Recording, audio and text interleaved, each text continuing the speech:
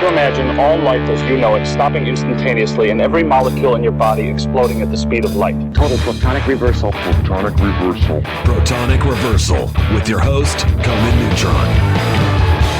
Broadcasting from a secret underground lair in Milwaukee, Wisconsin. A gigantic middle finger to everything that is rotten about music, rock and roll, and corporate power. The thing is, though, if you don't laugh, you're going to go on a killing spree with sharpened nails. Confidence of a hero or a fool. I wasn't exactly certain which. Could not be more professional. It's only one I choose to devote my life to. That's okay. It would mean something. It would mean something. And they got away. You know, that's my take on it. What's yours? Protonic reversal. That's like a science thing, right? Indeed it is. It is a science thing. It is a science place. It is a scientific fact. We are all up in your face. It is time for the one, the only Protonic Reversal. Welcome to it, Saturday Quarantimes edition. I'm just going to get right to it with one of my favorite humans. Up there amongst favorite humans. If one were to make a list of favorite humans, one would have to start, I guess, with the living, first of all, probably. And then, go down with the ones that are awesome, I would say. So, ones I'm not currently married to or related to, not currently in a band with. Mr. Andy Falcus, Falco, McCluskey, Future Left, Christian Fitness, 8-time award-winning Protonic Reversal guest. I don't know if it's 8. I don't know if there's an award either. But welcome to the show, sir. Wow, take a breath, man. Come on, come up for air. Bite-sized morsels, we can digest those better. How you doing, my friend? I'm fantastic. It's a very different energy when you do this in what is for me midday, and what is for you a very respectable time of the evening, I would say. Respectable. Well, yeah, I mean, times become less respectable. Or fewer respectable. I'm always being told to use fewer rather than less, so I use it even when it's not appropriate now. But obviously when a kid joins the fray, that natural body clock, which has previously set itself quite late, has come back a little bit towards what somebody might consider to be normal. Yes. Like occasionally at midnight, I say midnight, and I go, I should probably think about going to bed, because if I begin to map out going to bed at midnight, I might make it by 2:20. Yeah, that's negotiations will begin for possible bedtime, whereas one can promise little else other than that. Genuinely, it's incredible I've ever got anything done in my life. The level of procrastination is just, it's almost inspiring if that were the product that life produced, your funeral, they're like, so how do you think Conan did? What was his score on the scorecard? And if the ultimate measure of it was how much time you'd deliberately wasted, then. But yeah, I'd measure really high on that scale. Doing fantastically, really, yes. Yeah. And let's hope that is indeed the metric. Why don't we? Yeah. So how are you doing in general? You good? All good? Goodness? Well, Falco, I feel a little better now. Honestly, and this is something I don't talk about on social media because why on earth would I? But it does feel quite a bit better with different leadership over here. It feels like there's this thing called a plan now. And, will the plan be enacted? When will the plan be enacted? Sure. These are all valid questions, and we would expect nothing less. But there is a plan now, so it's hard not to be encouraged by that. Even the most jaded and cynical amongst us, I would hope, would be able to realize that and be able to come to that conclusion. So, feeling okay. I've also, I guess I'll out myself and saying I got the first dose of the Moderna vaccine. Right. Oh, that's a bit of an alternative vaccine to go for, isn't it? Yeah. Well, it didn't used to be. Typically, you really could you choose? Was that like was it like at a bar? Right. Consumer choice. We want to have consumer choice in our vaccines, as in with all things, right? And that's the one that has the market always works it out, mate. The market always works it out. Remember that. The market always works it out. So that's exciting, and then I got that second shot coming up. I haven't really mentioned it on the show. I mentioned it to Sam Paulson, who plays Amanda Asherman, off the show because she's a nurse as her day job, and I just kind of wanted to get her take on it. But there's a lot of this can only be an American thing, I would imagine. But there's a lot of like vaccine envy. Oh, how did you get that? Of like wow, for a vaccine. Okay. And I just don't want to deal with it, along with most internet trolls. Isn't it? Yeah. It's almost like, wait, did you just fucking take my fucking bit of oxygen, you cunt? Right. That was mine. That should have been mine. That could have been mine if I was stood in a different place. Yeah. It's really, I see, it's weird you say that because I would kind of assume that would be more of a British trait. You know? Right. I think for better or worse, you see America as a more expansive, it's like it's all about the frontier mentality, whereas a British mentality would be traditionally, how can I put this politely, a bit more restricted. Right. How did you get that emphasis mine? Yeah.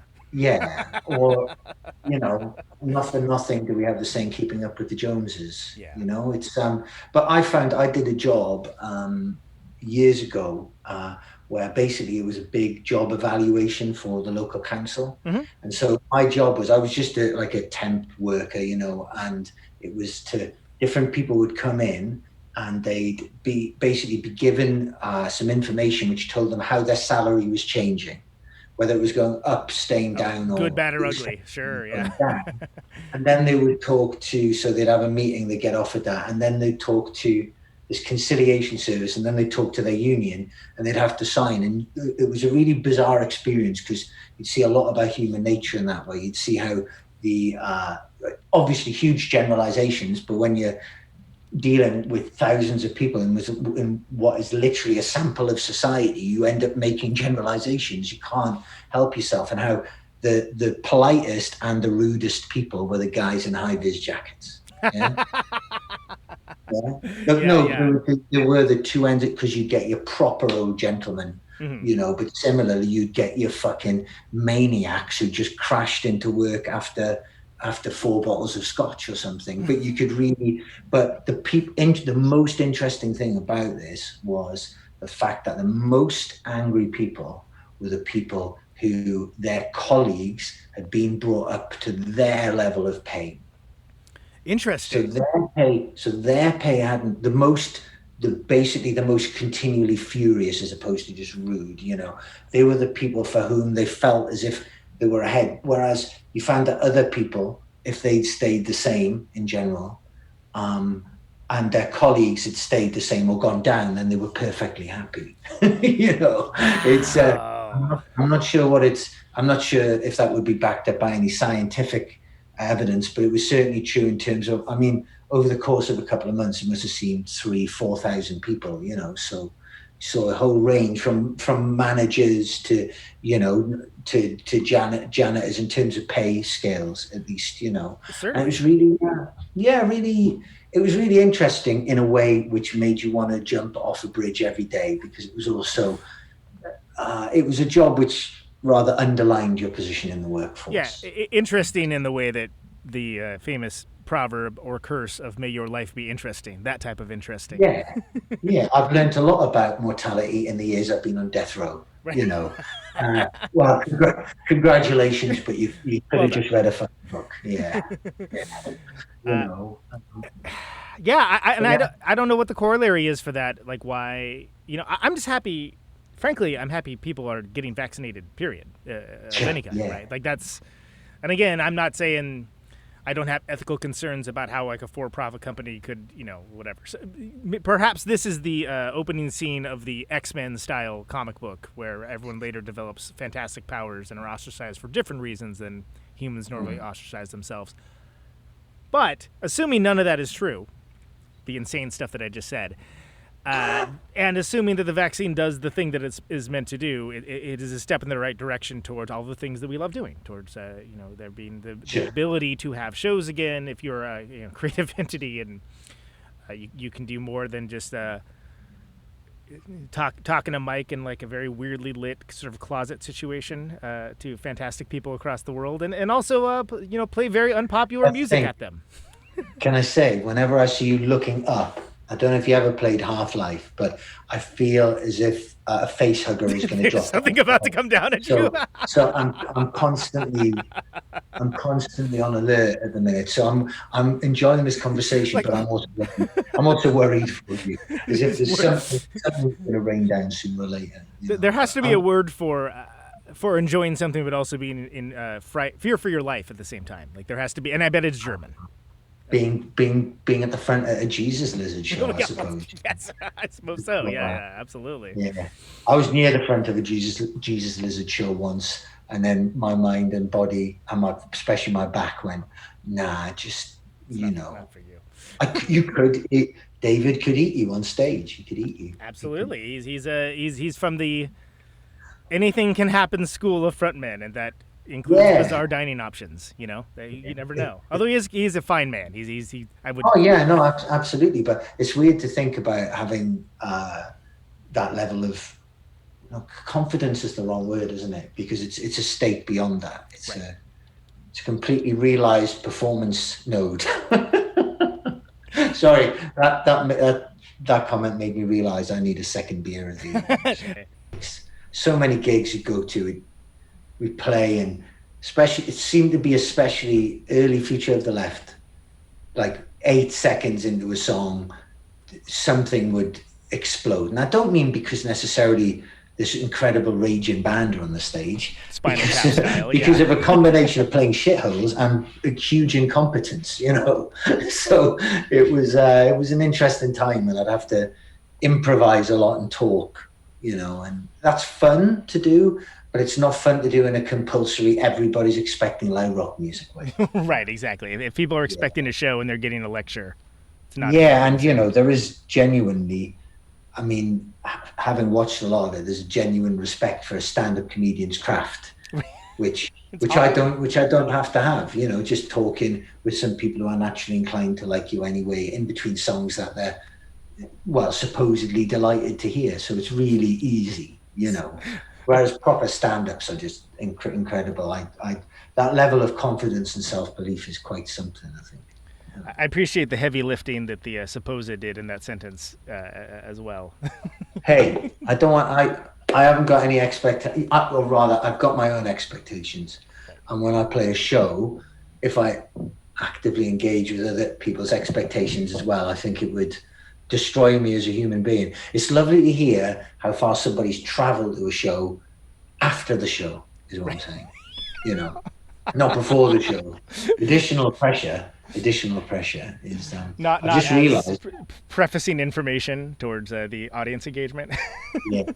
Oh no, but again, it's amazing when somebody says I've traveled from X miles away to see you play or whatever, and they're telling you is a genuine, it's a lovely thing to say, really, on so many levels. But for doing a show, especially for me, the pressure of because, and I don't think it can be like this for a band who plays all the time. There's some, I don't know how I've got to this, but you know me, it's always about digressing. But I've been talking about how, in some ways, if I look at people I know who are in huge bands, the lives they lead, the music they play, the relationship they end up having with their songs, because bands like that have to do that set list sometimes 160 times a year or something, right? And as much as you love it, in some ways, I know this is kind of leaping right in, but the size of band or bands I've got to played is kind of the ideal size of band to make some cash from it, but just to still really fucking enjoy the music. Still have that. Do you get what I'm saying? Yeah, absolutely. We don't do it enough for it to become a routine, or rather, we get into a routine for a little tour or something, but it hasn't. But there's no part of it. When it's good, the admin is boring, but there's no part of it is boring to me now, like at all. It's just all really fucking amazing. And I genuinely, when you see bigger bands, it just doesn't look very much like fun to me, you know? You'd like to think that they're having a good time and not thinking about their laundry or whatnot. Sure. Yeah, I think so. But there's got to be an aspect of that becoming a job. I think so. I think you're on. I mean, it's. It's interesting to bring that up because I think that has come up on this show before about what is that spot of like having to be sustainable but enjoyable. But then also, yeah, you're not thinking about mundane household tasks while you're on stage at Wembley or something, you know? It's like, oh yeah, I could, yeah, sure would like to be driving my sports car right now. You know, fantastic. But, you know, if you can be in the moment while you're being a cracking live band, great. Yeah. And for me, that's I think it's maybe the best performers are faking it, perhaps, but I think it's noticeable. Most of the bands that I really engage with, I think, you know, I like people who are acting. Right. That's a certain type of art, though. That isn't it? Not just in music. But my favorite stuff is when people aren't acting. Like, you know, I like plenty of stuff where people are acting, but the stuff I really engage with is where people, or at least appear to not be acting. Right. You know, they're certainly presenting a side of themselves that they want to see. But yeah, I just feel very lucky. We're talking about some shows we're hopefully doing next year, talking about particular things in the set, and there's no real, we've fucking got to play that one. Yeah, that one, Jesus. Sense of, for God's balls, why? But the answer is because we just want to play them anyway, and it just becomes self-evident. It's really lucky when it becomes, I don't know, a job that you think of. For some people that comes earlier than others, like John in McCluskey. He always said he was happier working in a 24-hour garage and writing songs when he got home, you know, but that was for him. He bought into tortured artist is exaggerating it, but the working artist who is fueled by the everyday reality of their life. But if that's the thing, if that works for that particular musician, the McCluskey song "She Will Only Bring You Happiness" is written about a guy who didn't like to have successful relationships because they felt that it would compromise their art in some way, in a really direct way as well, you know. And a clever guy as well. It's like a threat. Don't go out with her. She will only bring you happiness. And, you know, and so then you've got nothing. Right. Like, what, oh no, look at him. He's happy. It's like the way the Romans laughed at men for being genuinely in love with their wives. You know, it's seen as a sign of weakness. Yeah. Seen as a sign of vulnerability, I suppose. Yeah. So. I don't, you know, the many times that you've been in the show, I'm not sure if we've ever discussed him. And you know, we've talked about McCluskey plenty. We've talked about the good and bad times. We talked about bringing those songs back and bringing back this new iteration, be asterisked with the band, right? We have talked about that, yes. But I don't think we've ever talked about John that much. You and I have talked about John, at least briefly, if I remember correctly, outside Washington D.C. at a show that we played together. But I mean, is that a relationship that exists in any way, shape, or form? Have you talked to him at all? Oh no, there's no relationship. But that's fine. You know, that's all good. You know, I can't see.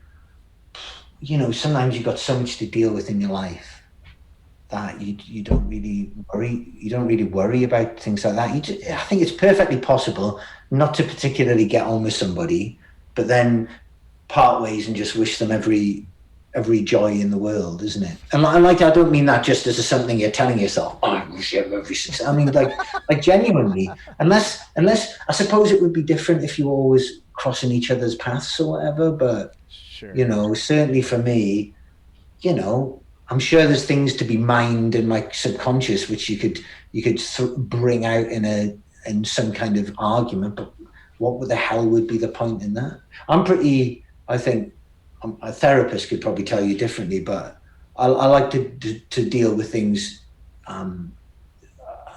like straight away if you can.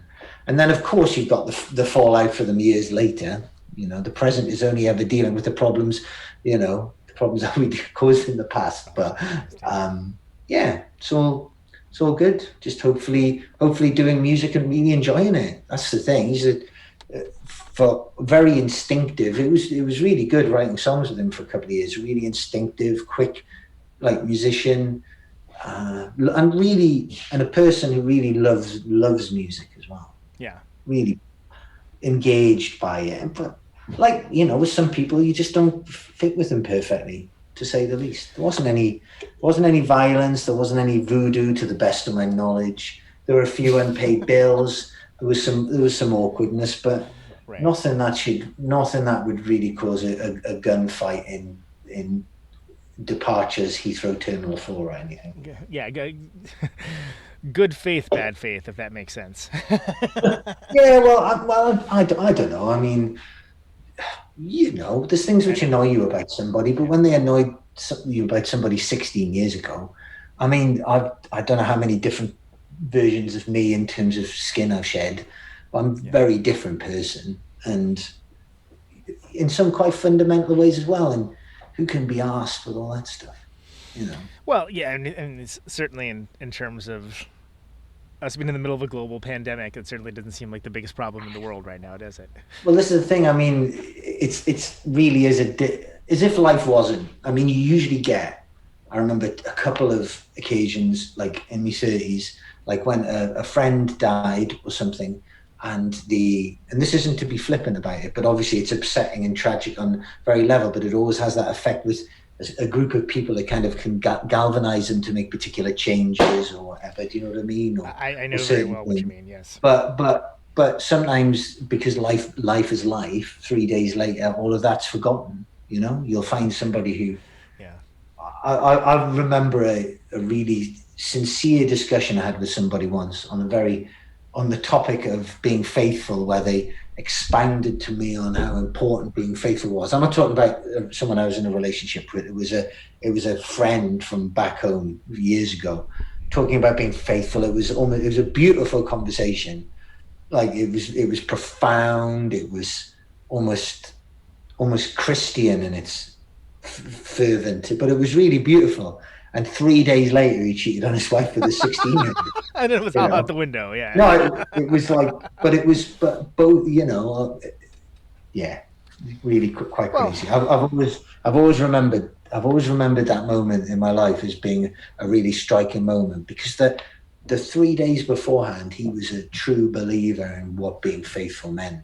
And then he was, I'm not even going to speculate on the sexual act, but certainly, I don't know. No, I don't do euphemisms generally. That's the point. But I think you bring up an important point that, what point is something crossover from predilection to addiction? Sure. I always think back to when people go into rehab for sex addiction. It's like, oh well, if that's the metric. Jeez, like you're going in for sex addiction? Okay, is that? Well, listen. I mean, I'm a bit addiction. But then I think about it, and of course there is certainly not that this is like Dr. Ruth's podcast or anything. Is Dr. Ruth still alive? I don't even know. But it's just something which obviously sounds ludicrous to the vast majority of people, in the way that cancer isn't ludicrous or a heart attack isn't ludicrous. But I suppose it doesn't make it any less real. But I think for a lot of people, especially men, when people say sex addict, you're like, you wish. Oh, especially you have a Y chromosome. Okay. Yeah. You wish you had the time. You wish you had the opportunity. Yeah. But of course, that's an instinctive. Dad or certainly tragic uncle way to look at things. It's just an instinctive reaction, but it's still true as well. It's like, that you got sex addiction, did you? Oh yeah, I got a bad back, so fuck off.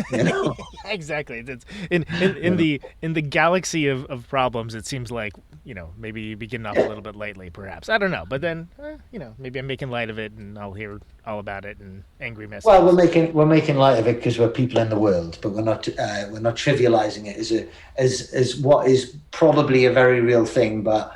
Well, it's definitely a very real thing, but something which I certainly have not experienced in my life. Right. It's a syndrome.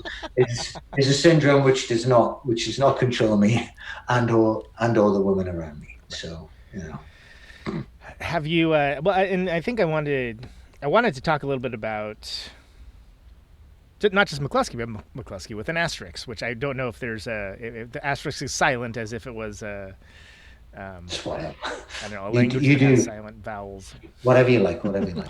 But it's the progression, from it being, we covered this a little bit last time, but just for maybe folks that don't catalog every one of our conversations, do such people even exist? People who don't go to the precise same bar as me and sit just across the table. Just to recap, it started off as being kind of a, doing a one-off thing as a benefit, with Julia. Then there was another benefit, and then it kind of gradually evolved. You annexed St. Pierre Snake Invasion, which is one of my favorite band names, and also good band, not just good band name. Very good band, yeah. Very good band, yeah. Hence the annexing, although not really an annexing, because it is still an independent state. We've I don't know. More of an is it acid the Crimea style? Is it the Crimea style incursion? Not quite. I'll try and, but before we finish talking, I'll try and think of a suitable state-based metaphor or analogy to maybe the West describe Bank. I don't know. I mean, I don't know how contentious things are, but oh no! I'm trying to. yeah, no. I was going to say. I mean, let's not on start one there. level, no. On one level, no. I'm not touching that, and on another level, no. So, But it has developed into a more active concern, McCluskey. But I think that's interesting because we haven't. You've been in weird stages of this evolution throughout the different times that we've talked. But I feel like it's kind of settled into like a nice thing. And I wonder if you could just speak a little bit to that, where the dividing line is, and how it kind of became more of an active concern rather than just a one-off. Yeah, sure, we'll do these songs. just because it was fun, and we played some songs and we had fun, but there was no, like, genuinely, there was no plan. And the whole time they were talking to MGM, no, it was like genuinely just, I don't know what the accent was. It was kind of Scouse meets someone from Boston Drowning. At least it wasn't Robert Evans, which I feel like is my go-to. Oh no, I'm usually pretty decent at accents, but that was appalling. I should be whipped within an inch of my life. Was it crazy? You bet. I mean, he always asks questions first, so it's like if you ask a superfluous question that you answer immediately, you can do Robert Evans. But right, okay. Well, so Future of the Left were meant to be doing this festival called Portals in London, which isn't really a festival. It's an all-dayer, 2 all-dayers next to each other. Indoors at Tufnell Park, Tufnell Park Dome. And Future of the Left, we agreed to do it, and then we couldn't do it. And I think the reason was we were planning on going to be doing our own show later in the year. I think that was the reason, and we didn't want to. Sure. So we kind of said yes, and then we said no, which isn't something which we do a lot because we don't do enough to cancel and move stuff around a lot. Like a more busy band has to rearrange maybe stuff for all kinds of reasons all the time. And we said no, and I can't remember if they then came back and said, would you do a McCluskey show then? Or I think they did. And I just thought... That's a cheeky ask. Well, no, a little bit, but also, mate, especially at the time. Yeah. I mean... You'd already done it before, though. You'd already reconvened it at that time? No, we hadn't done it. We'd been offered it as Future of the Left, said yes, but then kind of realised it was a no, told them, right. And then got this offer. So just went from there, really. And there was the Poundland Shellac T-shirts that we had were to do with... We did cover that last time. I don't remember anything. Again, in good faith, journalists get to journalists, don't they? They get to write things called as Poundland Shellac. And so there was a little bit of spite can go a long way, but that in and of itself isn't going to inspire a band to play shows, or at least it shouldn't. And then, so that show went quite well. I can't remember the order in which the shows. There's a guy called Simon, I think, from Manchester. He mailed me and went, "Oh, are you doing these shows?" And I thought, and from then on, though, it became a policy that we weren't. I wasn't going to contact anyone about these shows.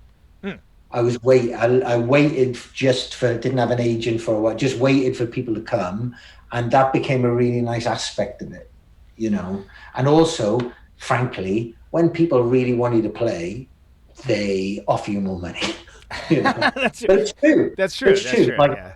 No, it's true. Like, and McCluskey is in the when we were doing a tour as Future of the Left, people know you're touring over this 2-week period. So they work within certain constraints, whereas somebody can say, we want you to play in this place. And you're like, well, for a start, we're only doing shows at weekends that we want to do. But if it's not enough money, then it doesn't matter. We just won't do it. And, you're not taking money away from people there, but it means we're guaranteeing ourselves the kind of money that, frankly, we should be making anyway. And it's been the first time in my life, and it's a good job the money came in, because fuck me, life's been expensive since. But it's the first stuff I've done which brought in, like I think I said to you last April, like genuine live in the world money. And by live in the world money, I mean get a takeaway occasionally, Rather than just, hey, this breaks even and there's enough money for some groceries. Yeah, I haven't bought a car or anything. So, but which is great though. That's all I ask for. Like, there's not another way of looking at it. But yeah, it's just such good fun. There's no complication with it. Everybody there is there because they want to be there. Whereas maybe some people would like to think that was part of the original energy of McCluskey, and of course they're invited to believe that, if that's what works, or I don't know, maybe that was the special fucking source of it. Who can say? But what I can tell you is it was a desperately unhappy life to have, and I don't want to have that life. The last 2 years in that band were really spent just keeping it together. And when I was like 27 or something, but it was enough effort to just keep myself together. And by that I don't mean I was constantly being thrown out through saloon doors or with frying pans following after me, but it was quite stressful and not a very enjoyable experience. Whereas now, frankly, the second that there's any stress, I'll just stop doing it. So that's it. And I think there is a danger towards retrospection with rose-colored glasses or something, if that makes sense, for people that weren't necessarily there, that they ascribe meaning to an importance belying financial success and notoriety to things that they weren't there to see. And that's an interesting thing with McCluskey, is that, I mean, it's interesting because the music is good, right?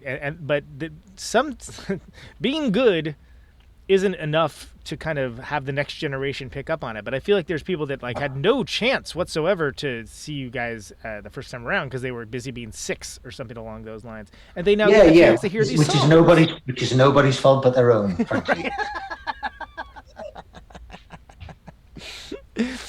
Certainly, but I think it's it's really cool that, and again, in fact, just this week I talked to another guest about what I call the reunion industrial complex and how it's become such a common thing, right? But I feel like that, and again, I like you giving the insider scoop of basically doing what's, when you're asked to do something, considering it, rather than seeking things out. Because I think you get a different type of opportunity that way. And that allows you to keep it sustainable in a way that keeps the fun with it, while hopefully ensuring, that you get a little bit of money for doing something that's... Well, that's the thing. And the thing is, there's still a residual guilt at making money doing it. There is, it's just not the way I was raised. I wasn't, raised in some house where people paid Fugazi records, far from it. But for me, there is a guilt, and there's a guilt just to make what would frankly be a decent wage for a somebody who serves coffee. That would be but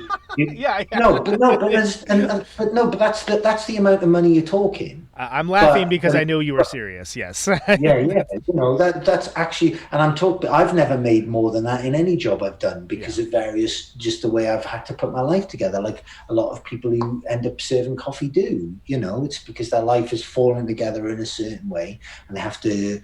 Usually, it's a subsidizing job or whatever. But I still haven't totally got over that. And when there's a gig, say, which is going to make proper money, it's really, you need to talk to yourself and go, now this is good, but this could not possibly be the reason for doing this to myself for so long. Right. But it's such good fun. And honestly, the one thing that, the last the last forever has proven, but the last year in particular is that I feel so genuinely lucky to love making music still as much as I do. Like I love making it, and I can't speak objectively as to its quality, because I'm in I'll it. do that. Thank you. Yes. Yeah. But on all honesty, like some people might think with their own justification that McCluskey D. Dallas was the height of it, and it was nearly 20 years ago. Yeah. That's fine. All I'm saying is I'm entirely comfortable with that. That's whatever. Unless you're rude about it to my face, in which case we'll have to have a game of ping pong. In which case there'll be some chin music. Yeah, no,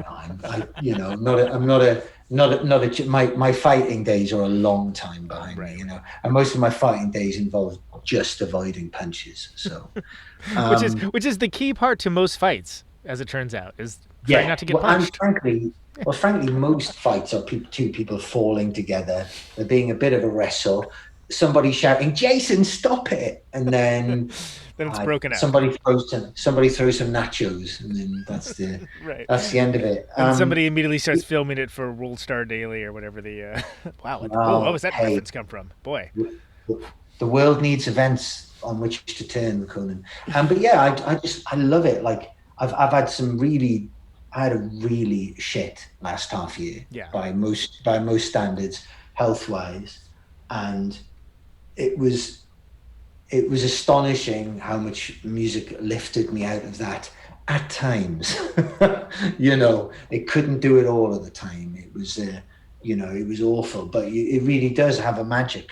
It really does as well show how powerful the mind is in making you forget what the fuck is going on with the body, because my body was just, it had a shocker. And for a while I was not, if things had gone on how they were going, there's no way I would have. I mean, I still can't play guitar standing up, but I can at least. I couldn't stand and play guitar. I couldn't sing because the tight. It was an awful experience. I really hated it, but I feel incredibly lucky because I know so many very talented people who've been in bands. Kind of by the time they're 30 or whatever, they're kind of like, that's band things done. That's banned, and I'm not saying these people. I'm not being a snide like you lightweight kind of person, right. Because I think for some people, understandably, other things come up to take their attention, and there are aspects that I found when I'm writing. Sometimes you think you've written all the things you can write.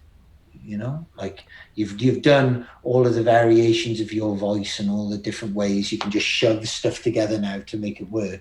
Right. And there'll be a discrete degree of despondency, but you've said what you had to say. Now, yeah. But even at the age I am now, not all the time, but just nearly once a day when I really try, I'm just having like a moment of like magic and like, for me, like personal revelation, which is just so incredible to still have. I have it more oft. I have less time to devote to music, oddly, now than when I was younger, but I have more success on my terms. On my terms. Well, and I think that's vital to keeping it sustainable. And I can't remember if we've spoken on the show about this before, but I feel like there's something. I feel like there's both wisdom and fulfillment of purpose with quitting as well as sticking with it. Like not everyone's a lifer. Yeah. You know what I mean? Absolutely.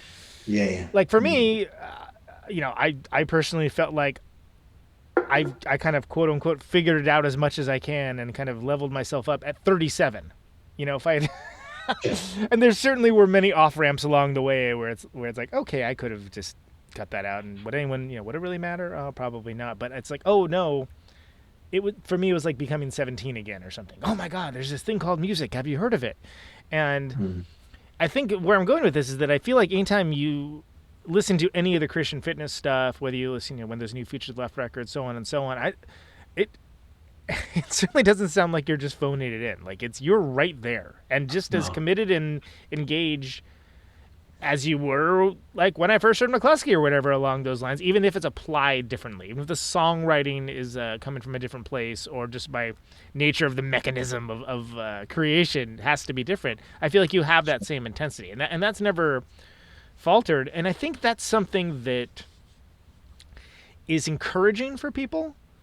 And this is something I didn't think about that much until this last year, where things become very hard, especially if you're a creative individual, which, as you might imagine, a lot of creative folks listen to this show. But when they see someone that does, for lack of a better term, crank it out, and it's good, and it keeps going and keeps moving forward, it encourages others to, maybe run their specific race. And it's weird to think about that because I certainly was not considering any of that when I was 27 years old in any way, shape, Right. Okay. Yeah. but I think it's inspiring, and I think you found a way to make it work that's quite interesting. Like, even when I think of McCluskey with an asterisk, right? It's like that's not a capstone necessarily. That's like, oh well, it's a bit of a different chapter, and it's like, okay, it's in a way that honors everything that everyone loves about the first iteration, but kind of gives it its own sort of asterisk. Well, I think the thing is, right, for most of these bands, I suppose, that are doing these reformations, they're coming back in usually at the level they were or a bit below, but it's still a thing. Whereas McCluskey wasn't really, we've done our biggest shows since doing this. Yeah. So it doesn't really feel like as much of a reformation is what I'm saying, because I don't know, maybe it's because the scale is slightly different, or rather the consistent scale of it is slightly different, and it's just human nature. When other people are taking it more seriously, you take it a bit more seriously, Well, it's a sense, because it's a sense of event. Yeah, of course. It's a sense of an event, and when it's an event, everybody's sucked in. Because I've been to great gigs where a great band have played great songs, but because of the prevailing atmosphere, it's been like a cool rehearsal. So, right, and that is sometimes to do with just a missing element, maybe in the band, but sometimes it's to do with the fact that it's a small room, or the wrong room, or there's a girl there called Lucy and she's talking really loudly in the gap between songs. I don't know, but sometimes it's not the band's fault, and that's my excuse right at the start of every show. Sometimes it's not the band's fault. Sometimes it's not the band's fault. Yeah. So and good songs are good songs too, right? That doesn't stop being the case, even if the band itself, in what state the band is in. The good songs are good songs, and I bring this up because, I remember when you brought out a few McCluskey songs during Future the Left sets. I guess that must have been quite some time ago now, but I was like, it occurred to me, I was stroking my imaginary beard the entire time, and be like, oh, fantastic, because it didn't seem tacked on, I guess. Oh. I'm trying to think of a diplomatic way to put this, but there are bands that like, hey everybody, nudge nudge, we're gonna do the song from the other thing now. Hey everybody, ready? We're doing it. Okay. And it wasn't that, and I appreciated your restraint, I guess. I don't know. Like it worked, and in a way that when you said that you were doing the benefit stuff and like the what became the secondary origins for McCluskey with an asterisk, it was like, oh, cool, that makes sense. Like it never occurred to me personally, Conan Neutron, that would be anything other than like a legitimate expression of something, endearing and real. I mean, a couple of people have been a little bit less than complimentary, but 99% of people, certainly the ones I've encountered, and even probably in the last year and a bit, I probably spent maybe 2 hours looking through comments and stuff. There's always a moment of weakness for me where I'll actually look at stuff, and I'm really good now because I'm not looking at all. But everyone seemed perfectly happy was the basic consensus, and so then I can just fold back into it, and it just confirms hopefully what you already know. So I'm really chuffed. It's really good fun. It's just fun. The songs are so easy, especially compared to Future of the Left, as we've said before. Right. It's really great. Like I say, feel like genuinely lucky in lots of parts of your life, maybe financially. There's so many stresses. Worry about being a good father. You worry about being a good Spider-Man. The usual stuff. Sorry, in this house we don't say Spider-Man. We say Spider-Man. You know what? I think we Spider-Man and Batman. Yeah. Spider-Man and Batman. Like that, Mr. Spiderman. Yeah, he does fantastic work. Yeah. He's an excellent Yeah. actuator. Look, it's Batman. Batman. I just like it. He's a dentist, isn't he, Mr. Batman? That's Mr. Batman, yeah. But Kelson, Kelson. Obviously, Kelson is a dentist now. Yeah, Kelson. I forgotten about that. Yeah. He's been practicing for a couple of years now. He's great. He's doing really well. He's doing really well. Yeah, I figure operating from that country, he's always gonna have solid work too, right? I mean, hey, tip your bartenders. yeah. Do you ever do you keep up with Kelson at all? I mean, is he? Yeah. I spoke to him recently. Yeah, he's all good. I've actually probably caught up with him more during the pandemic. Yeah, it was all good. Lovely, just doing really well. Still playing a little bit with Jar Crew. Oh, so fantastic. we were the band that he was fronting. Yeah, Jar Crew predated Future of the Left, right? I mean, yeah, that's right. Yeah, band he was in basically from school. I was dimly aware of them before Future of the Left started, like in the way that I Well, recognized it. Jar Crew were a band who was probably 2002 with McCluskey. We were playing in a venue called Le Pub in Newport, which we ended up years later doing a benefits for to raise money for cladding and stuff. And this band of kids who looked like the Bash Street Kids or the Anthill Mob would be a reference you might. But the Anthill Mob, as if the Anthill Mob had never met and were all dressed completely differently. So nothing like the Anthill Mob. So other than that, exactly the same, yes. But just, they looked like a shambles. And they started sound checking, and you're like, they are all playing different songs. What is happening? But then they would start playing a song, and they were just a fucking really great band. They were kids. Kelson was great front man, like great. I mean, just great. They were fantastic.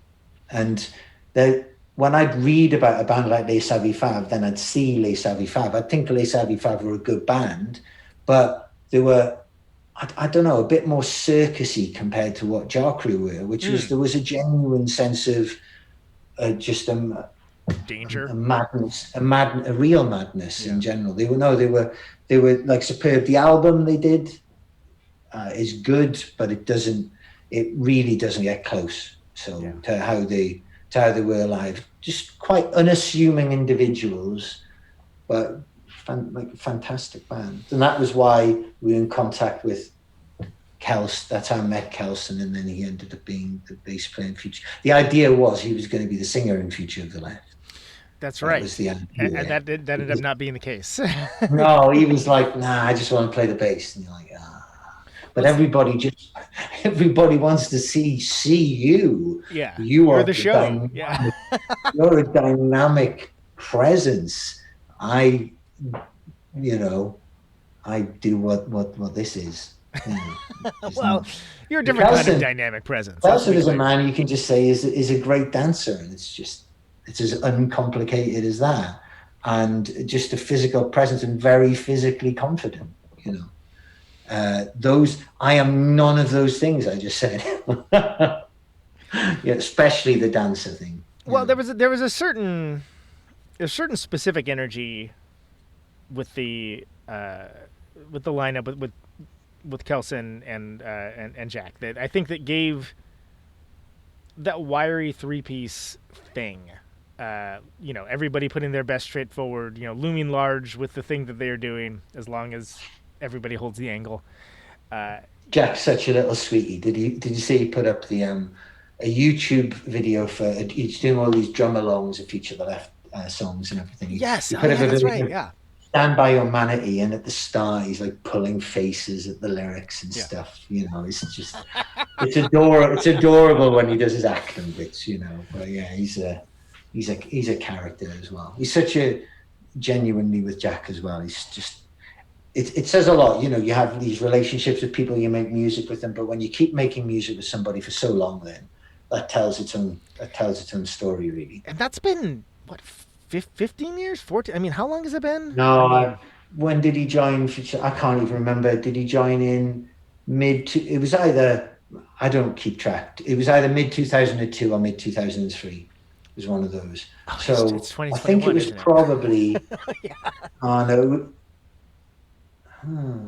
It might have been I don't know, mid 2003. Say we record. Yeah, it would have been mid 2003 because then we recorded The Difference at the end of 2003, like to the point of spending Christmas recording it.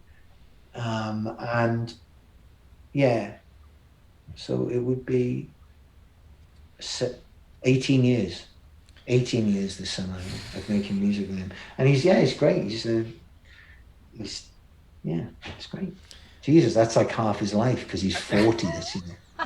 Yeah, I've had that conversation of like, wait, how long has it been? It's beautiful. It's beautiful.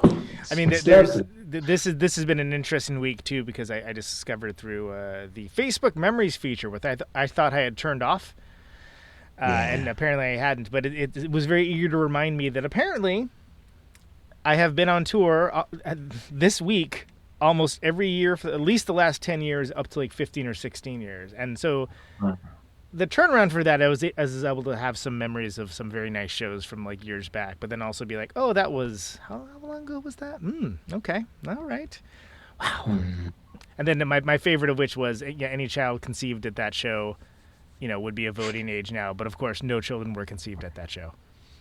Which I feel like is a good observance of that level of thing. It's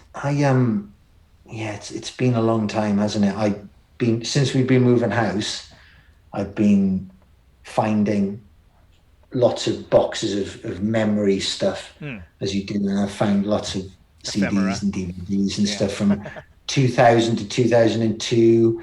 I haven't come across a lot in that kind of more mid-period, but I've come across lots of early-ish stuff. And it's, for the most part, it's been really nice to see it all. Really nice. Really, like, there's something about using the word fond, which ages you straight away, but just really fond, really fond memories. Well, I'm a person, I'm going to use the word nice, and I mean it as a compliment. I don't mean dull, she's nice. Right. I mean, genuinely, I believe morally, she's not suspect. Yeah, exactly. More of the classic definition, really. Yes, absolutely. To be fair, You wrote that, so for some reason that reminded me of, you wrote up I believe it was for Talkhouse, for the with Steve Albini, the recording electrical for that McCluskey record, and it also just again taking the conversation back to folks not having the context of what the band was at the time and where the band was. That I felt it interesting that you were. It was diplomatic, but it kind of pulled back the curtain. In the way that there was a lot of, all right, are there any songs today? No, there are no songs. Like that kind of alacrity. If you will. The thing is that was such an extreme example though, because it was a complete breakdown of whatever the process is supposed to be, and it's mental to be at the center of something like that. I'm a guy who, like everybody really, you could probably do with a bit of therapy. Everybody could.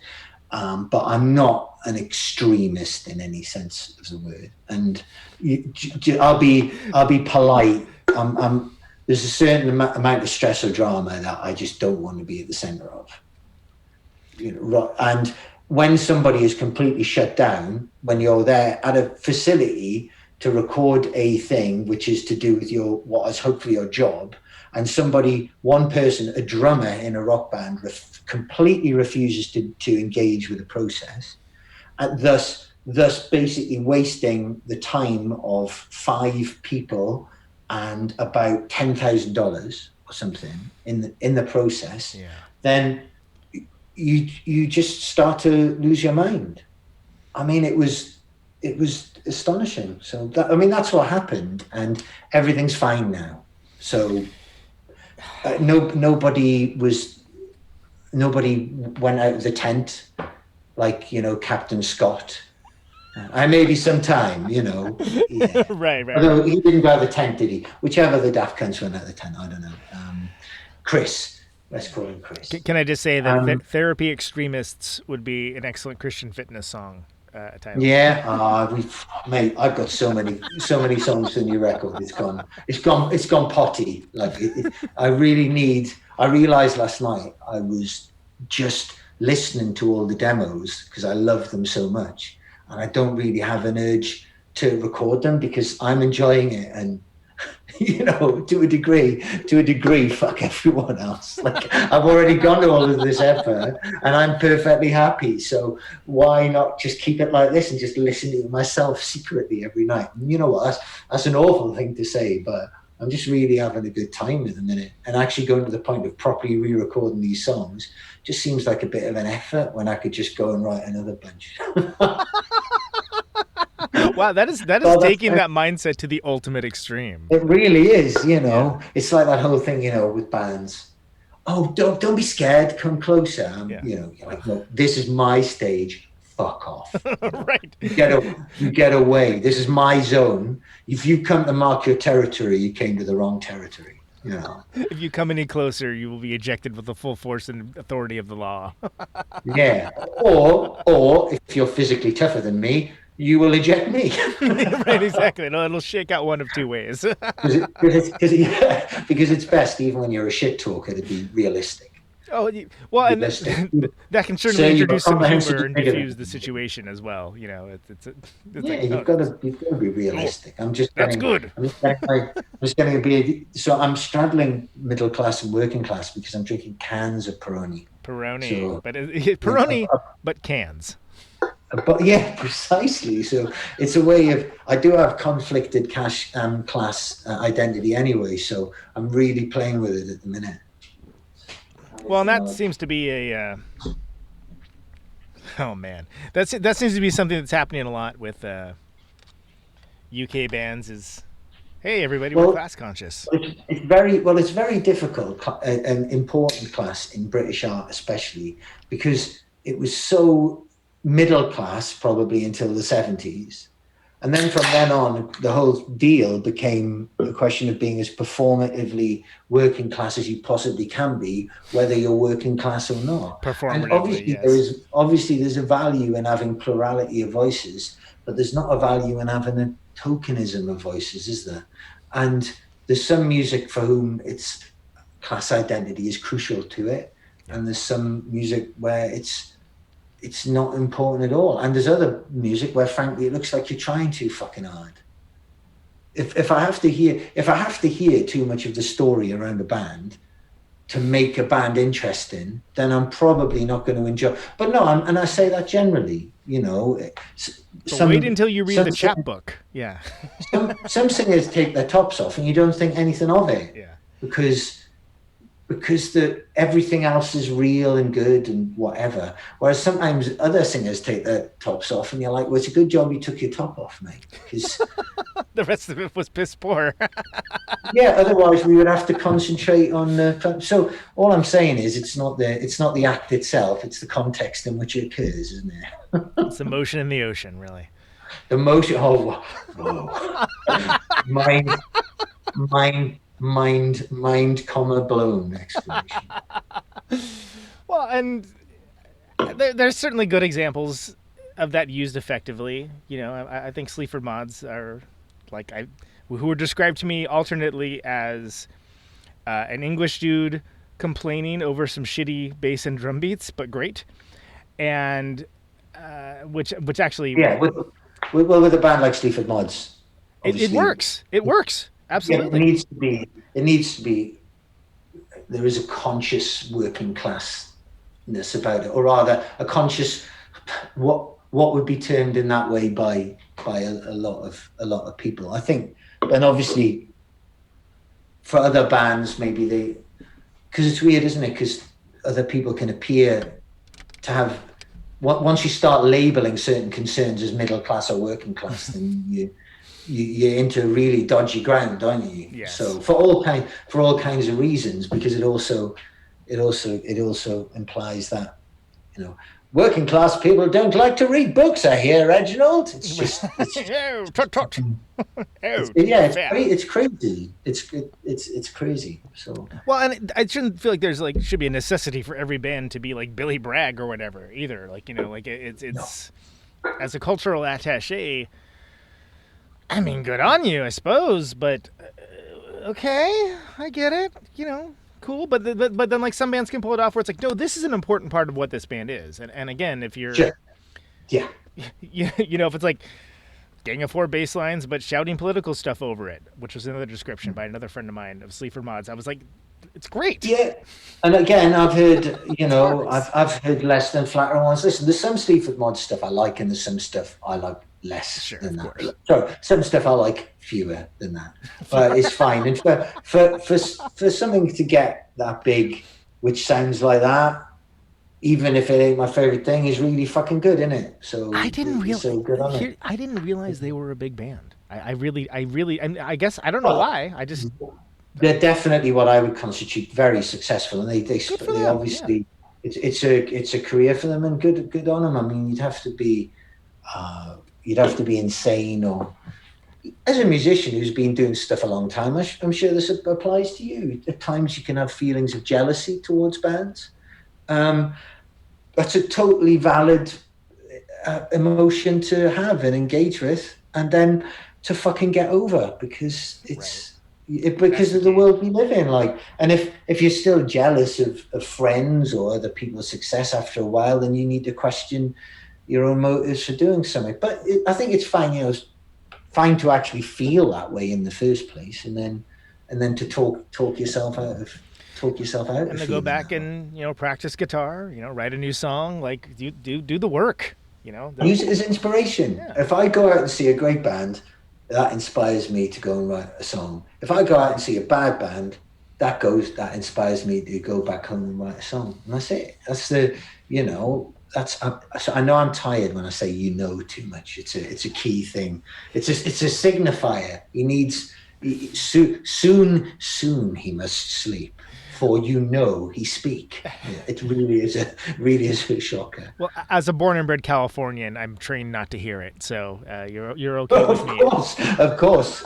If that set you off, if that was one of your trigger phrases, you'd be a notorious serial killer by now. I would be the person in a business meeting that would probably unironically, can you use ironically, use the words rad and or awesome, because I don't think either of those things are Ryan, I do struggle sometimes with Julia's use of dude. It does occasionally, because it's not used in an ostentatious way. I mean, if a British person says dude, I mean, it's like when a British person says country mile, or when a British person unironically, which I've heard, if a British person unironically says do the math, that's when that things might have to get a bit slappy, because we don't say that. Right. We don't say do the math. We pluralize plural events.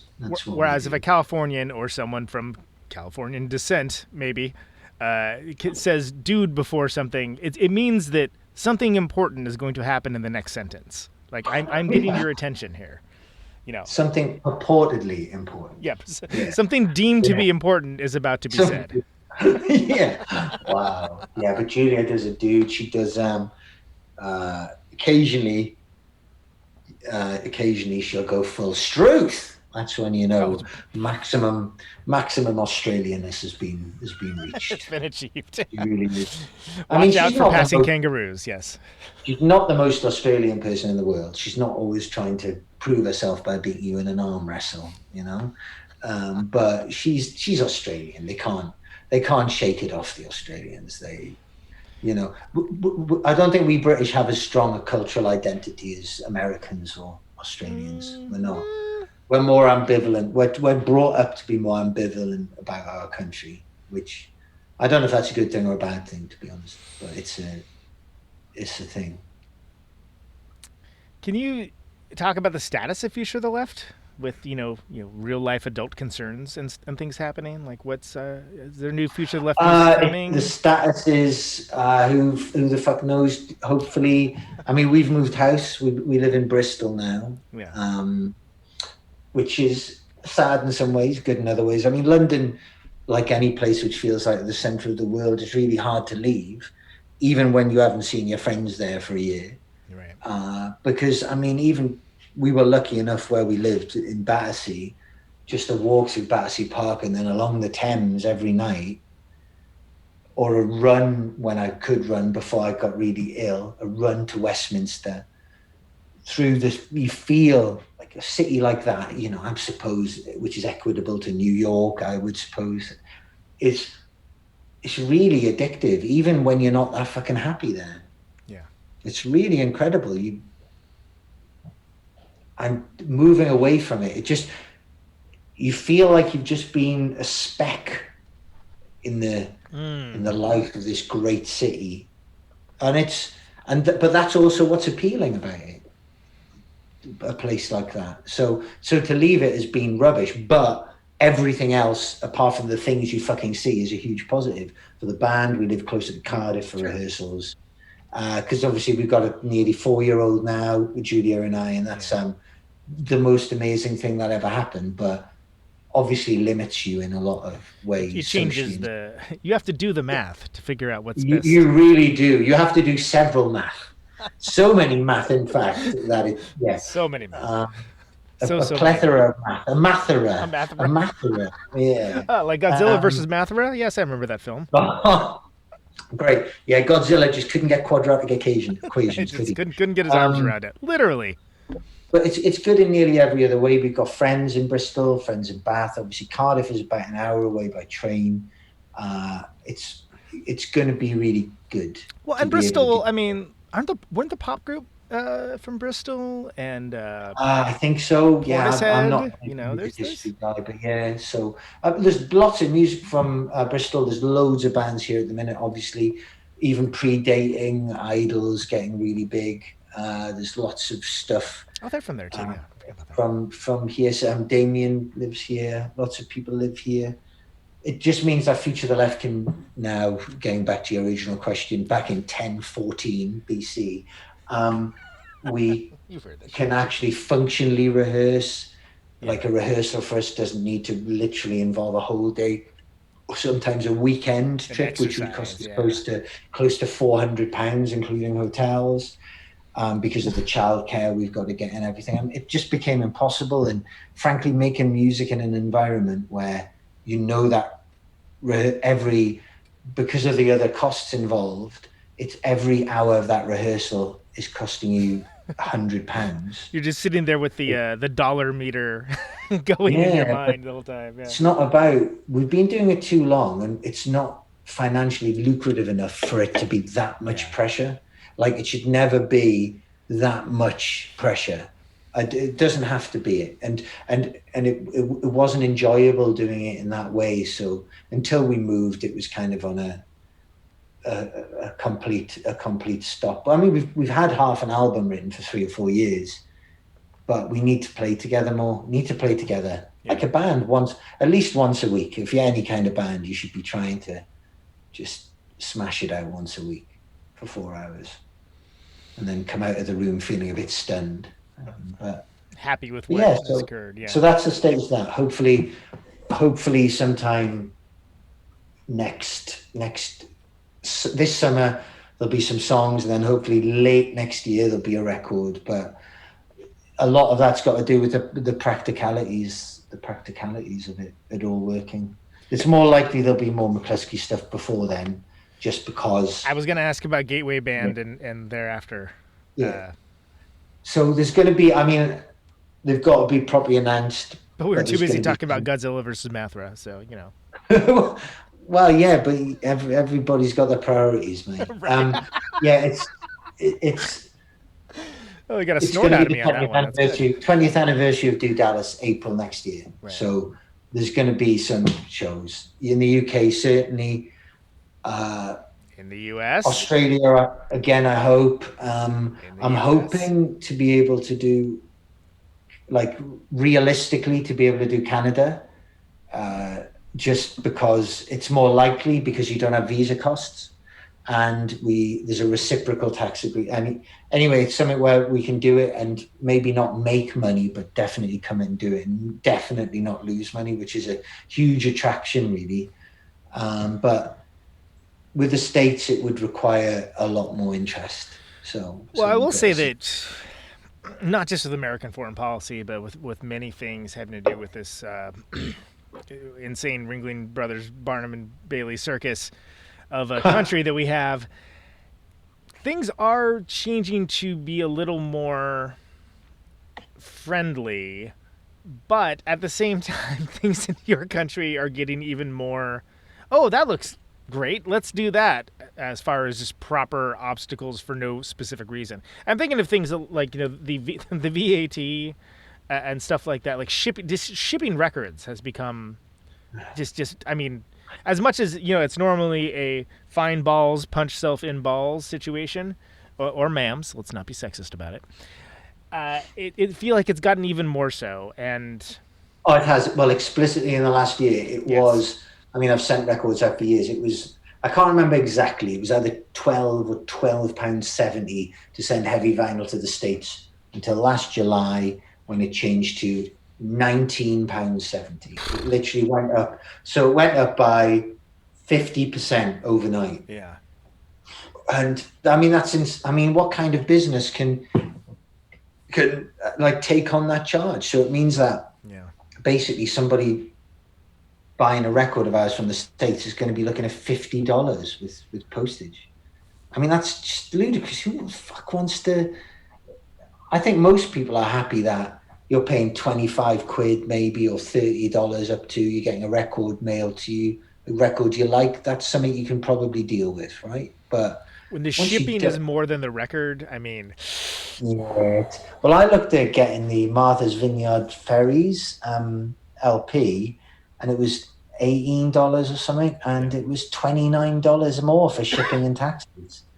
And you're like, yeah, I won't do that because I literally can't afford it, because that's insane. Because that's insane. Like, if you can afford to pay that, good on you. You're really supporting the band, because that's I don't know. That's more. I value music, but that's a lot. It's a lot of money, and so I just got the download, which is mad because I'll probably only listen to a download 4 or 5 times. But never mind. Never mind. It's a very good record. That I don't know if you listen to it.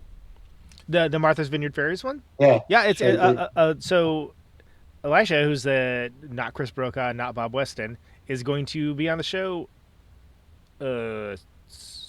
Soon, pretty soon. I don't know when. I don't have my calendar in front of me, but like, I'm very excited. I've actually seen them I've seen them 3 times, and it was great. Well, I wasn't previously aware of them, but I enjoyed it. It's good. It's sounds a little bit like what you think that band would sound like, and a little bit like something totally different. And I think that it's very.